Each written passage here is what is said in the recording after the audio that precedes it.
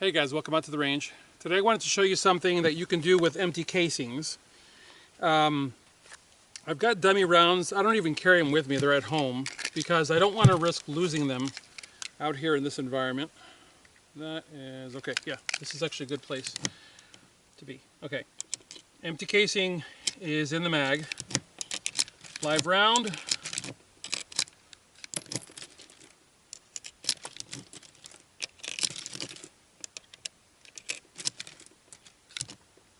One, two, three. Yeah, okay. All right. So I've staged this. I already know what's in here. I've staged it, but I wanted to show you guys something.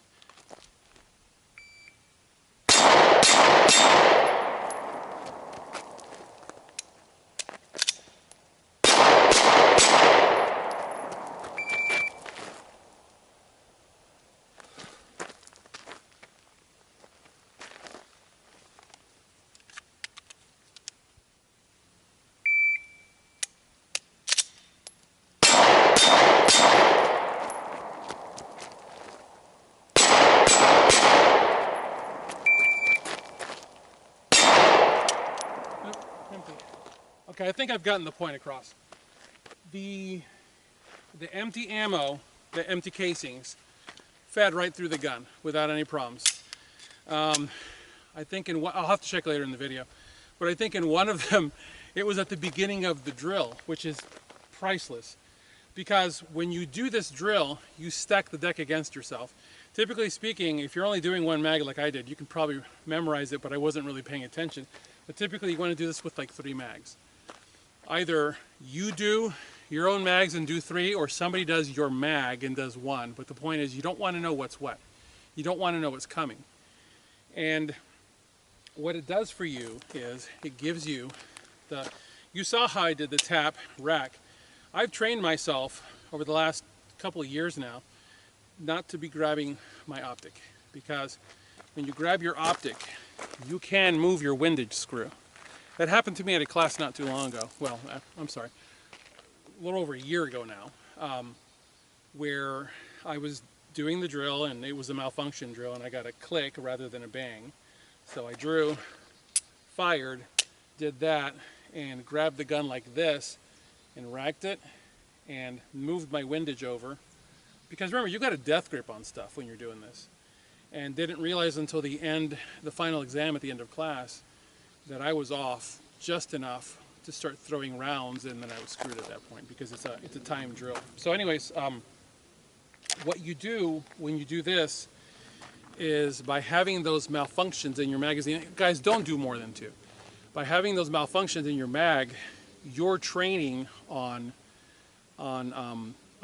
fixing problems. If you want to throw an extra layer to it, if you're firing, and the second you get a click rather than a bang, move to the next target. These are 5 yards apart, 5 yards out.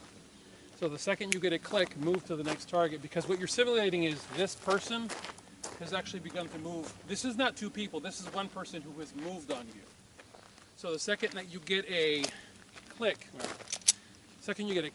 versus the bang, you immediately break and start moving and clear that bad round. I don't have any ammo here.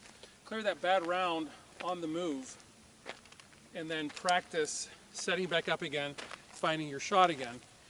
And here, oh, wow. Siri, stop all alarms. When you get that click rather than that bang, do the malfunction drill on the move, tap, rack, set back up, get your shot. If you get another click, move again.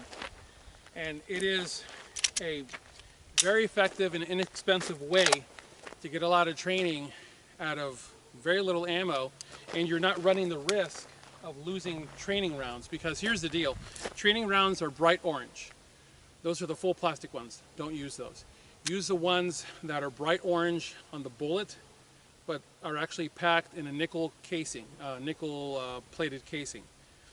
The reason you don't want to use the solid plastic ones is, as they age, the rim will become brittle, and you can end up with a tiny little piece of plastic getting up inside of your gun. If it's a service pistol, don't. If it's a range fun gun, fine. But if it is your EDC and or service pistol, I wouldn't risk it. So now the problem is you have a projectile, a training projectile, that is only orange on the very top, on the bullet portion. You will lose it out here. And those things are very pricey. You will lose it. So I wouldn't really risk it.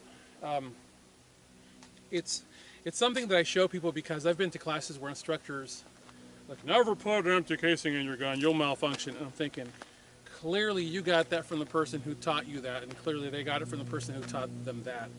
And you don't understand that that won't happen. And even if it does, this is why Jesus gave us cleaning rods.